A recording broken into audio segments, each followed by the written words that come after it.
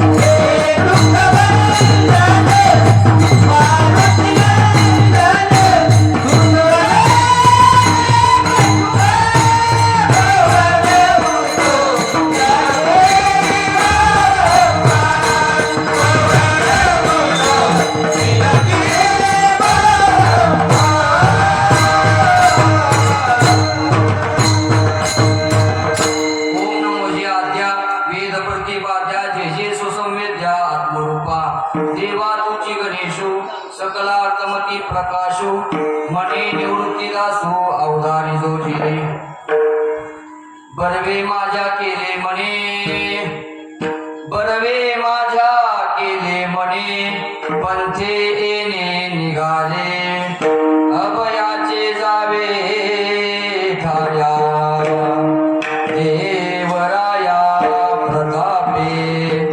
प्रस्तुत प्राप्त प्रसंगी प्राप्त रूपी सेवेकरिता निवडलेला अभंग वैराग्याचे महामेरू श्रीमंत श्री जगद्गुरु तुकोबारा यांचा चार चरणाचा आणि आपल्या मनाचा आभार मानणार आहे। विठ्ठल विठ्ठल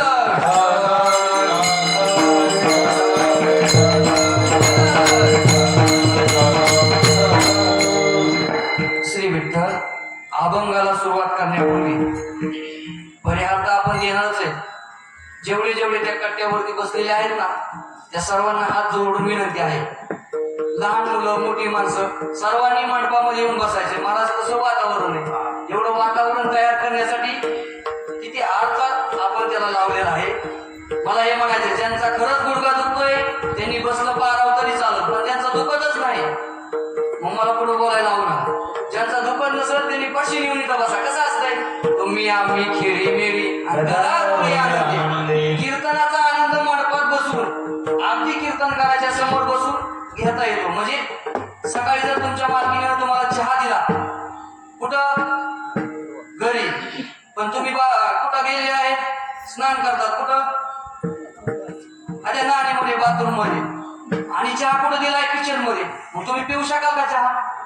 मग तुम्हाला खरंच चहा पिण्यासाठी कुठं जावं लागतं?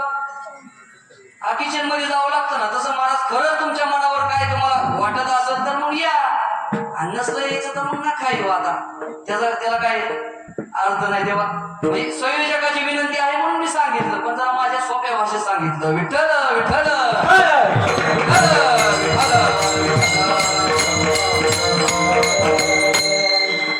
अभंगाच्या या चिंतनाला सुरुवात करण्यापूर्वी थोडासा परिहार द्यायचा। तो म्हणजे असं की आपल्या भोस या गावामध्ये सालाबाद प्रमाणे चालत असलेला अखंड हरिनाम सप्ताह आणि समस्त ग्रामस्थ भजनी मंडळ यांच्या मार्गदर्शनाने माझ्याकडं पाटील महाराजांकडून आलेली ही सेवा आणि हनुमंतरायांचा पवित्र असा दरबार आहे। बुद्धिमतां वरिष्ठम, जे बुद्धीमध्ये कोण आहे तो वरिष्ठ म्हणजे सर्वात श्रेष्ठ आहे। त्यांच्या पुढे आपण काय ज्ञान पाजणार आहे मला सांगा? एखाद्या माता माऊलीनं आपलं ताट घ्यावं आणि ताटामध्ये पंथी ठेवावी आणि कुणाला वावळायचं? सूर्याला। मला सांगा सूर्यापुढे ती पंथी काय करेल? काय करेल? आता सूर्य जरी मावळला तरी पंथीचा उजेड यांच्या अंगाच्या पलीकडचं जात नाही। पण मग महाराज म्हणून त्या माऊलीनं ओवळायला नाही पाहिजे का? ओवाळलं पाहिजे महाराज का? कारण तिच्या परीनं तिच्या अर्थानं तिला जसं शक्य आहे तसं ती कर्म करते। तसं मग महाराज आपण काही सांगू नये का? सांगावं महाराज, त्यांचं सांगावं, त्यांचं सोडून दुसऱ्याचं सांगू नये। विठ्ठल विठ्ठल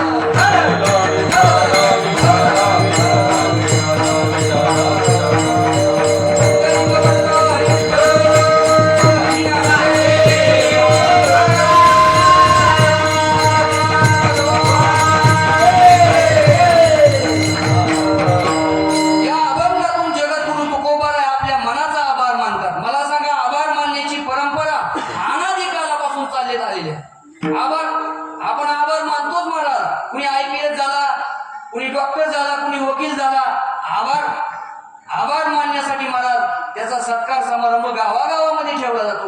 लहान मुलगा आहे, पहिलीमध्ये चांगल्या टक्केवारीने पास झालाय, त्याचा सुद्धा आपण काय करतो, आभार मानतो, धन्यवाद. जसं आपण वाढदिवसाला शुभेच्छा देतो तशा प्रकारे देत जातो. पण का आभार मानले पाहिजे?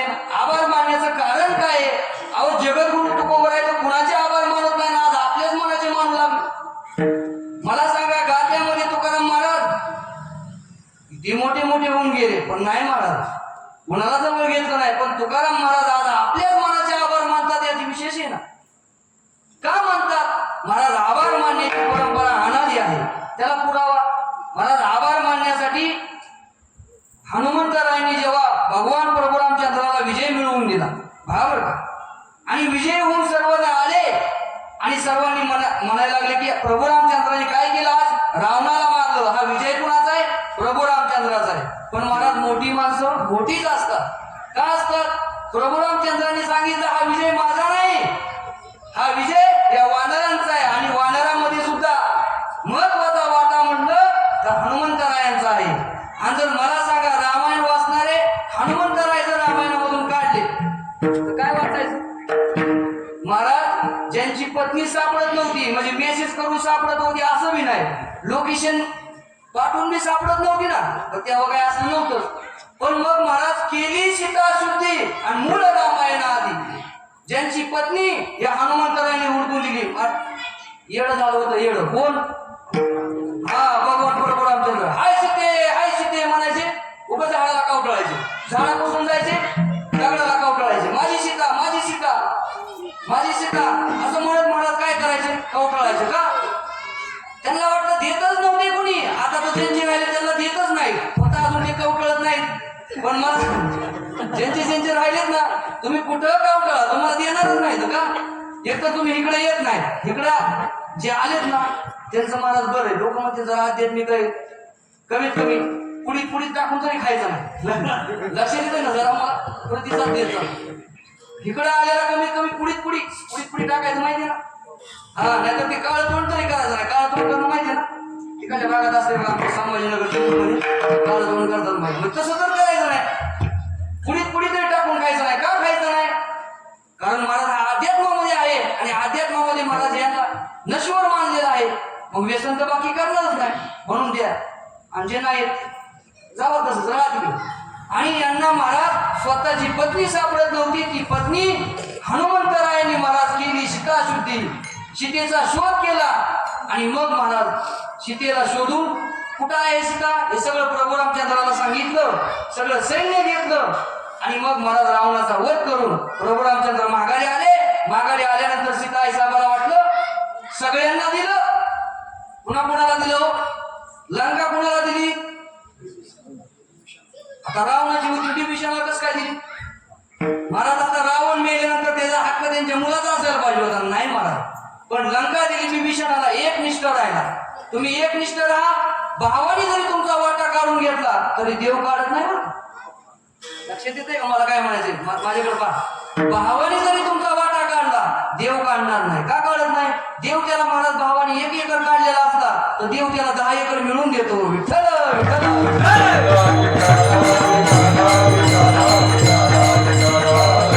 आणि मग महाराज प्रभू रामचंद्र काय सीताई साहेबांनी सांगितलं, ज्यांची भेट आम्हाला सापडून दिली हनुमंतराय त्यांना काहीच नाही, बाकीच्यांना दिलं महाराज, कुठं कुणाला दिलं आपला तो विषय नाही.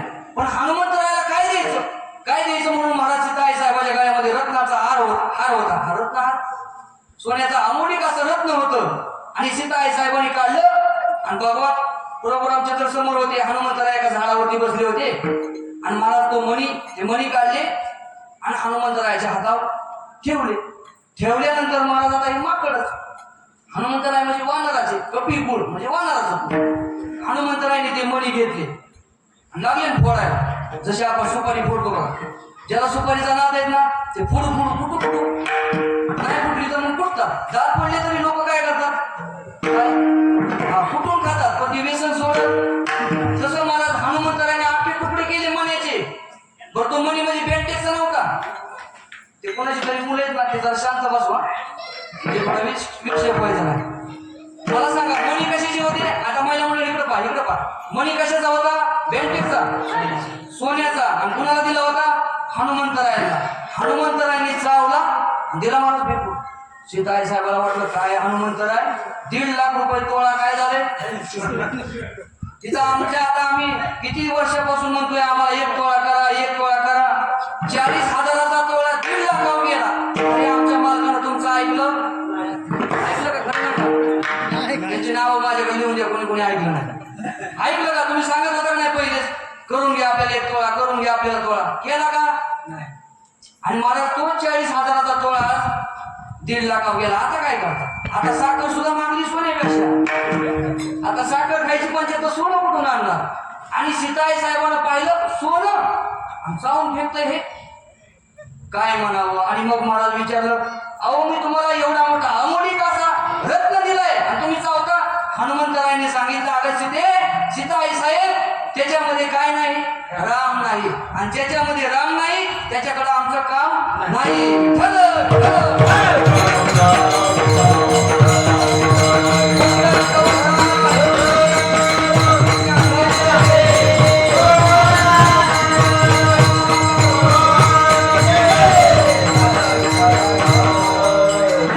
टाकून दिला. कशासाठी सांगितलं? माझा वेळ जायचा असं आहे ना, वेळ नाही. मग महाराज प्रत्येकाला जगद्गुरु तुकोबाराय आज आपल्या मनाचे आभार मानतात. तसे आभार मानण्याची परंपरा अनादी काळापासून आहे हे सांगण्यासाठी मी रामायणातला दृष्टांत सांगितला. आणि जगद्गुरु तुकोबाराय आभार मानत असताना म्हणतात की माझं मन आज पंथानं निघालेलं आहे. पंथ म्हणजे काय तुकोबाराय? पंथ म्हणजे वाट, पंथ म्हणजे रस्ता, पंथ म्हणजे मार्ग. हे कोणाचं आहे ते बारक पिल्ल्या नाही विक्षेप होतोय का? नाही हे पंथ कळतं का? आता तुम्ही घरून येता नाही तर कशाने आले? कशाने आला? पंथाने आला. पंथाने म्हणजे मार्गाने, मार्गाने म्हणजे रस्त्याने आपल्या साध्या भाषेत. मग महाराज रस्ता लागतो कुठं येण्यासाठी? तिथं येण्यासाठी. इथून घरी जाण्यासाठी रस्ता लागतो. तसंच महाराज परमार्थामध्ये परमार्थ साध्य करायचा असेल तर मग महाराज रस्त्यानं जावं लागतं. आणि मग महाराज एखादा जर आडराणी धावायला लागला तर तुम्हाला मग ती माहिती, राणाने जर धावला आणि मग महाराज त्याची अशी दुर्दशा होते, मार्ग तर सापडतच नाही. जिथं जायचं ते तर गेलं, पण महाराज चुकून जातो, एखाद्या वनामध्ये भटकतो आणि गाव कोणतं तेही कळत नाही, कुठं जायचं हेही कळत नाही. विठ्ठल विठ्ठल.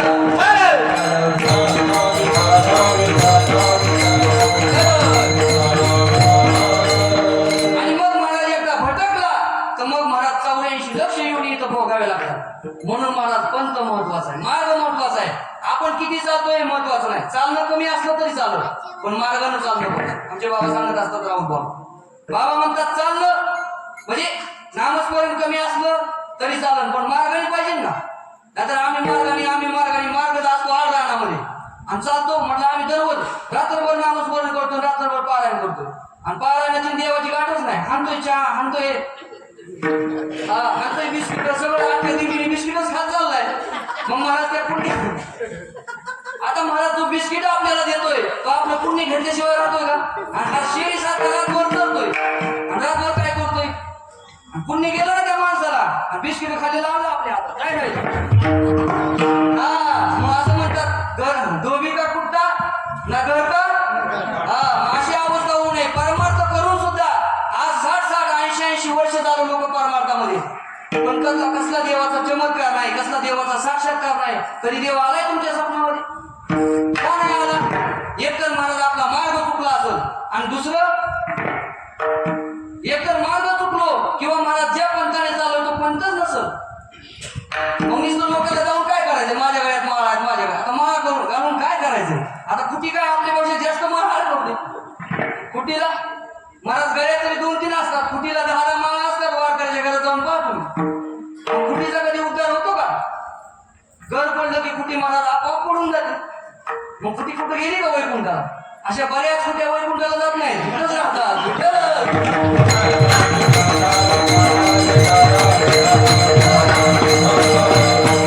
आणि महाराज परमार्थ करत असताना परमार्थाचं साधन मनोरंजन न व्हावं ही तुकोबारांची इच्छा आहे.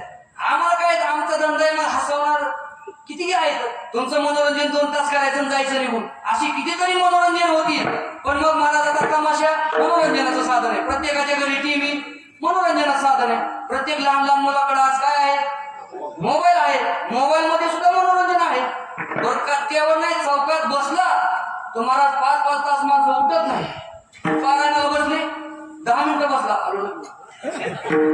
काकड्याला बसले तरी महिला म्हणतात अगं ती मी पहिल्यापासून पाठ केले तेव्हा मला म्हणता येतं असं सकाळी चाललं होतं वाटतं आणि मग का आता मला गट्टीवर बसणं पारायणाला बसणं पारायणामध्ये आवड नसते ना बसतात मस्त 2-2 तास पण लगेच महाराज मन धावतं रस्ता धरलाय पण करेक्ट धरला नाही चांगला धरला नाही आणि मग महाराज उदाहरण देतात माकडीचं पिल्लू आणि मांजराचं पिल्लू माकड माहितीये का माकडाच्या पिल्लाला आईने सांगितलेलं असतं ऐक बाळा तुला माझ्या बरोबर फिरायचंय ना तुला मला चांगलं धरावं लागेल लक्षात येतं का तुला काय करावं लागेल चांगलं धरावं लागेल मग पुरात कधी वाहून जाईल मी कधी वारं वादळ येईल तरी तुला मला सोडायचं आणि तू जर मला नाही सोडलं तर तू माझ्यापेक्षा काय होशील मोठा होशील पण मग मला मांजर कधी सांगत नाही त्याच्या पिल्ल्याला तू मला सोडू नको की मांजरच आपली आई म्हणजे मांजर त्या पिल्लाला सोडत नाही का सोडत नाही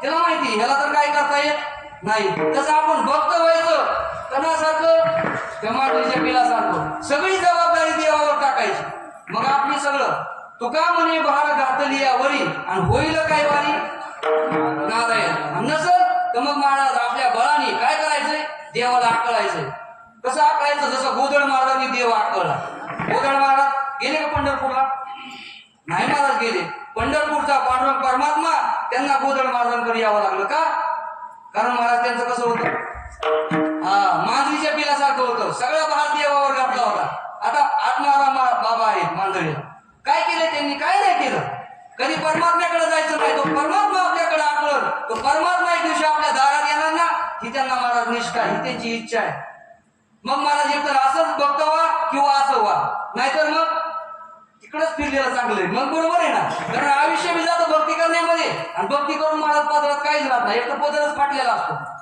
फाटून मी ठेवला देऊन शिवला श्रावला पुस्तक व्हायला पण तर त्यात काय राहत नाही ना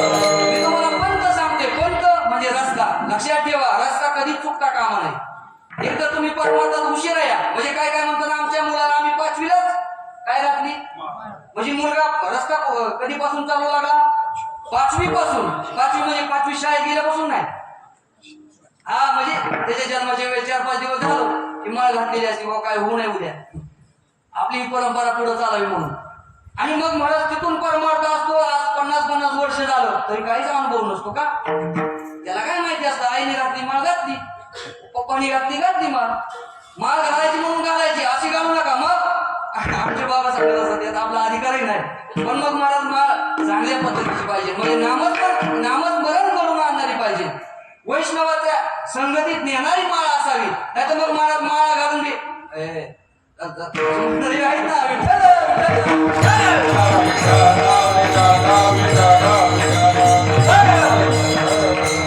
आणि मग महाराज पंत मी पंत सांगतोय आपल्याला आज काय पाहिजे पंत आणि मन पंत आणि दुसरं काय पाहिजे पहिलं पंत म्हणजे रस्ता आणि दुसरं म्हणजे मन आता मन कोणाकोणाकडे आहे सगळ्यांकडेच आहे महाराज मग त्या मनाला आपल्याला कुठं न्यायचंय रस्त्यावर न्यायचंय बस एवढं तुम्हाला पटलं झालं आपलं कीर्तन लगेच 9-11 मी चालू करण्यामध्ये लगेच 9-11 आहे आता जेवण मी नाही करणार पण तुम्हाला 9ला सोडणार करेक्ट 1 मिनिट इकडे तिकडं नाही फक्त तुम्ही लक्ष देऊन आहे आपल्याला काय पाहिजे एक तर मन आणि दुसरा पंत किंवा रस्ता म्हणजे या मनाला काय करायचे रस्त्याने न्यायचे आणि रस्त्याने नेत असताना महाराज आपदा होते फजिती होते कशी होते जर महाराज आपलं हे मन एकदा भटकलं आणि रस्ते वाजून दुसरीकडे गेलं कसं गेलं त्याच्यासाठी आमचे बाबा दृष्टांत सांगतात राहुल बाबा सांगत असतात पूर्वीचा काळ राजे रजवाडे भरपूर होते आणि एक राजा जंगलामध्ये शिकारीसाठी गेला भयानक मोठं जंगल घनदाट झाडी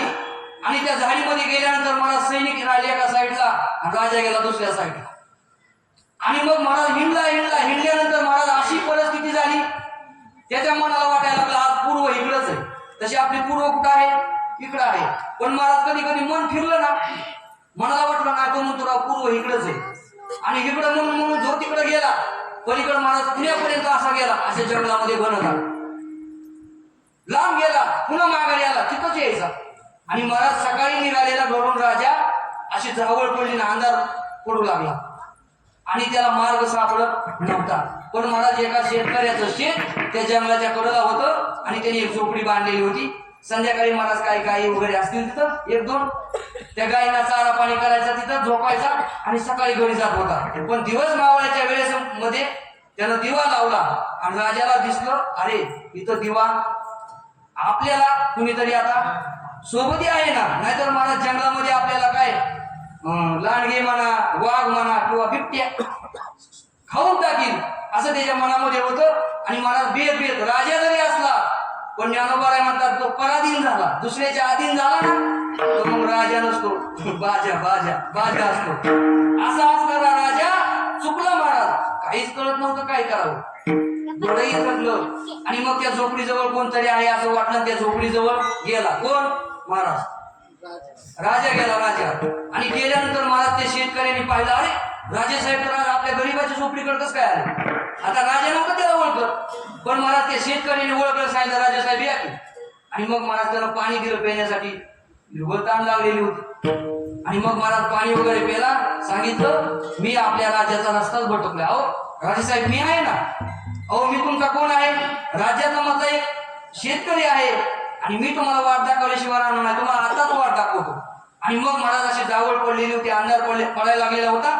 यानं सण सण सण हात धरून नेलं, एक दोन किलोमीटर नेलं, थोडंसं अंधार पडेपर्यंत दिसला राजवाडा. त्यानं सांगितलं का राजा हे आपला राजवाडा. आणि मग महाराज राजा घरी जात असताना, मोठी माणसं मोठी असतात लक्षात द्या, राजाला वाटलं यानं आपल्याला उपकार केलाय, आपल्याला जर इकडं कुणी खाल्लं असतं तर याला काय दिलं असतं.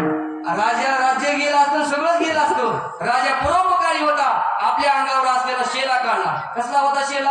शेला म्हणजे उपकरण. महाराज त्याला असं सोन्याच्या तारामध्ये जोडलेलं, चांदीच्या तारा आडव्या उभ्या सोन्याच्या तारा, त्याला खाली माणिकाचं रत्न मोती असं जडलेलं होतं. अशी शाल त्या राजाला कुणाच्या गळ्यात टाकली? कुणाच्या? शेतकऱ्याच्या. का? अरे तू मला वाचवले, तुम्हाला राज्याची वाट दावली, तू वाट दावली म्हणून, नाही तर लागली असती माझी वाट म्हणून. मग महाराज गळ्यामध्ये टाकलं. शेतकरी पुन्हा आपल्या झोपडीकडे आला आणि कंटाळलेला होता. हे होतं उपकरण, मला काय दिलंय काय माहिती, दिलं महाराज फेकून. काय शाल म्हणजे असली नाही महाराज लोकांची, असली शाल नाही. महाराज बळजबरी शाल, त्याला सोन्यानं चांदीनं मोडलेलं, माणिक मोती रत्न पाचो असं महाराज असलेलं उपकरण दिलं फेकून. त्याला काय माहिती काय. आणि मग महाराज सकाळ सकाळी उठला, म्हणला आता घरी जायचं आपल्याला स्नान करण्यासाठी.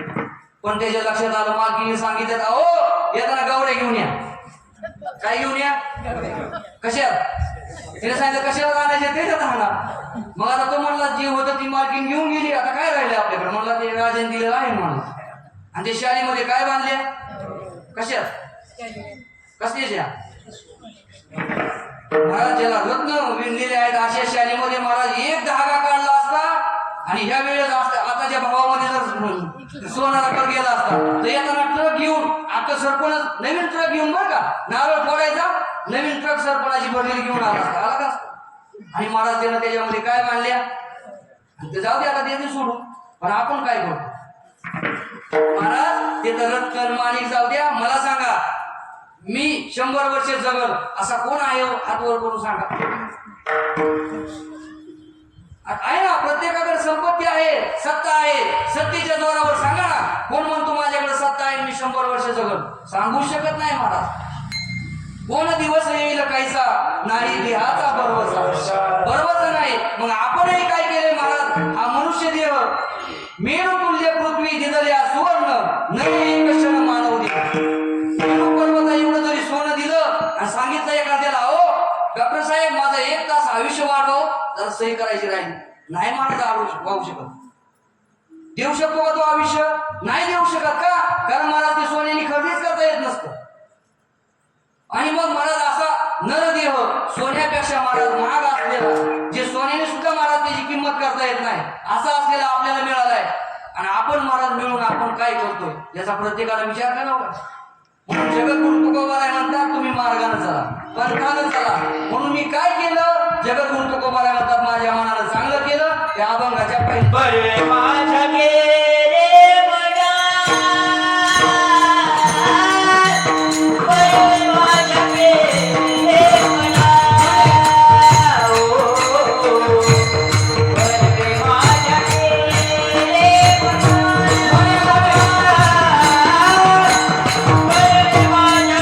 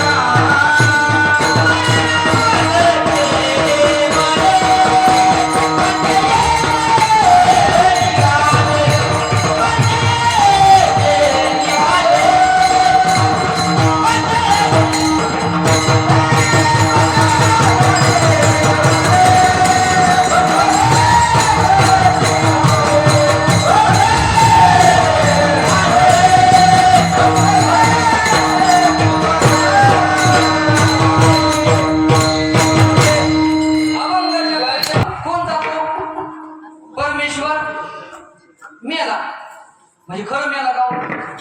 मेल्यावर कोण जातं? खरं परमेश्वर जातो का परमेश्वरचा आत्मा जातो? हा, मग तर फक्त महाराज शरीर, त्या शरीराला नाव असतं परमेश्वर. आणि मग महाराज हे शरीर मेलं की ह्याच्यातला आत्मा दुसऱ्या देहामध्ये जातो.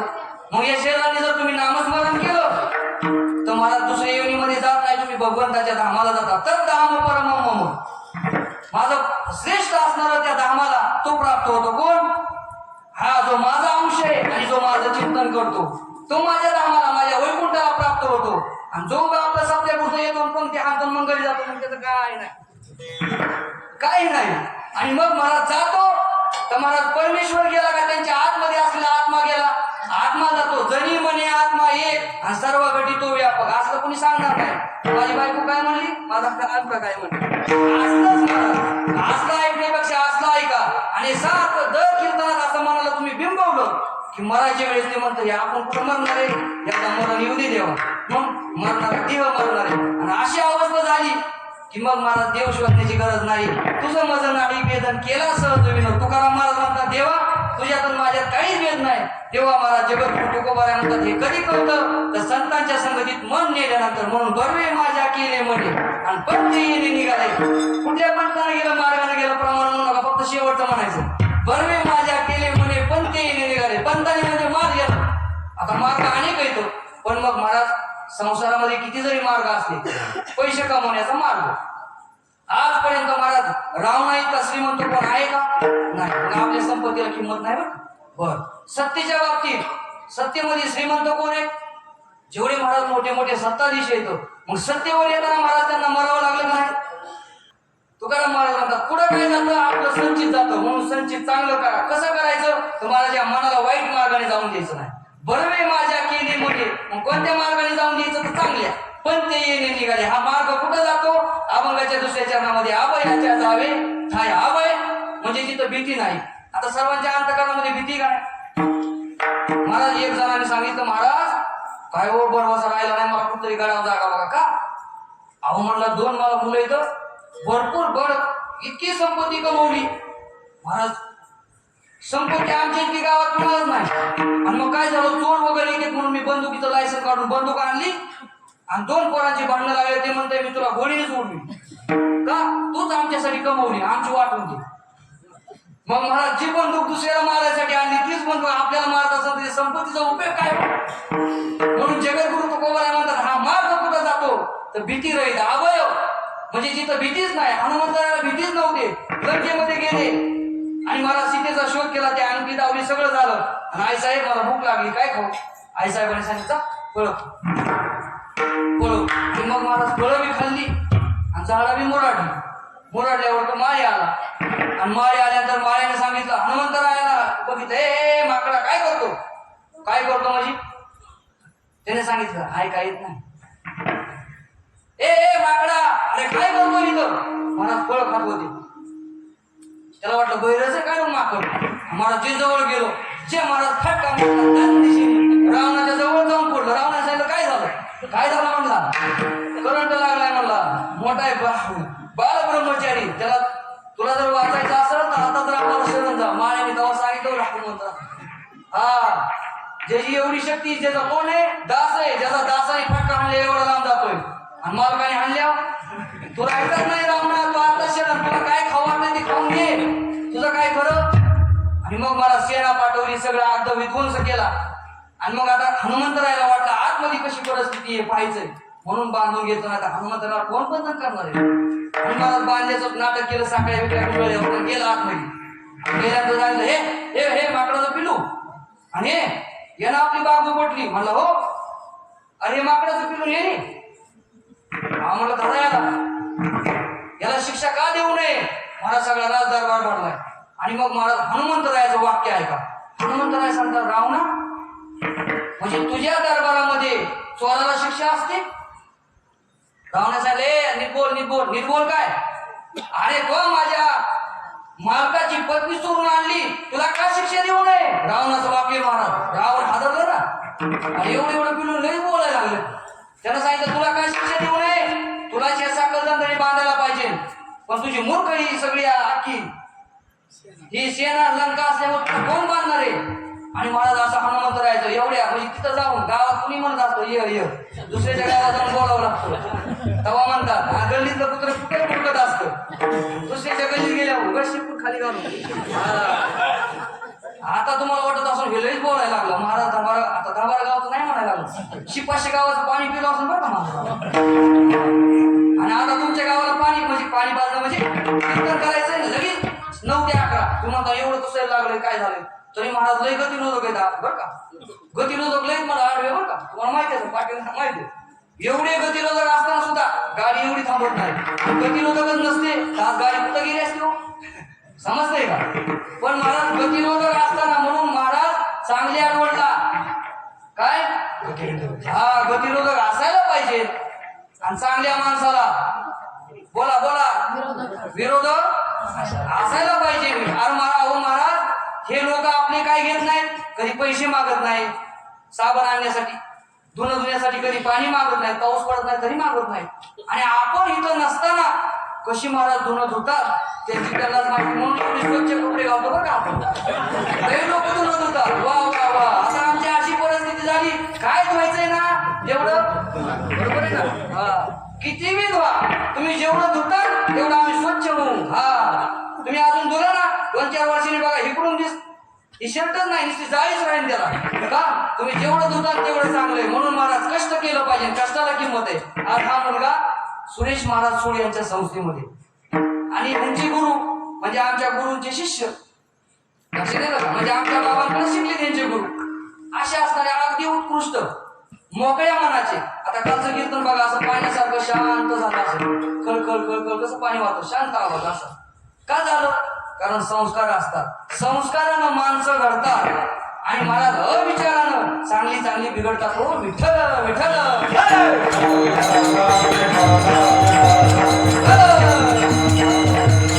अभयाच्या जावे ठाया देवराया प्रतापे देव आपल्या मागे असेल ना तुम्ही जगात नाही अहो महाराज स्वर्गामध्ये वैकुंठामध्ये तुका म्हणे गाजे वैकुंठी सोहळा वैकुंठामध्ये तुमचं नाव निघण गावात येऊन काय करणारे गाव काय करीन मग गावात नाही निघलं पाहिजे ना वैकुंठामध्ये सोहळा संतांचा सोहळा वैकुंठामध्ये गाजतो गावात कोण पुसतंय आपल्याला आणि नाही पुसलं पाहिजे महाराज कारण गावाचं कापड खराब असतं त्यांनी पुसणं आपल्याला खराब करते बघ म्हणून महाराज वैकुंठामध्ये नाव वाजलं पाहिजे एवढा परमार्थ करा एवढा नाम जप करा तुम्हाला आजच्या कीर्तनामध्ये सांगतो बस काही नाही महाराज मुलाला शिकवता विठ्ठल म्हणा भाजी करता विठ्ठल म्हणा काय होईल ते महाराज तुमच्या जीवनातलं संपूर्ण दुःख नष्ट होईल आणि महाराज तुम्हाला जो आनंद जगात कोणी दिला नाही गावात नाही जगात महाराज तो आनंद तुम्हाला मिळाल्याशिवाय राहणार नाही असं चिंतन करा तेव्हा अभयाच्या देवराया देव महाग असल्यावर भीती नाही देवराया प्रतापे साधन काय करायचंय महाराज म्हणतात काय करू नका म्हणजे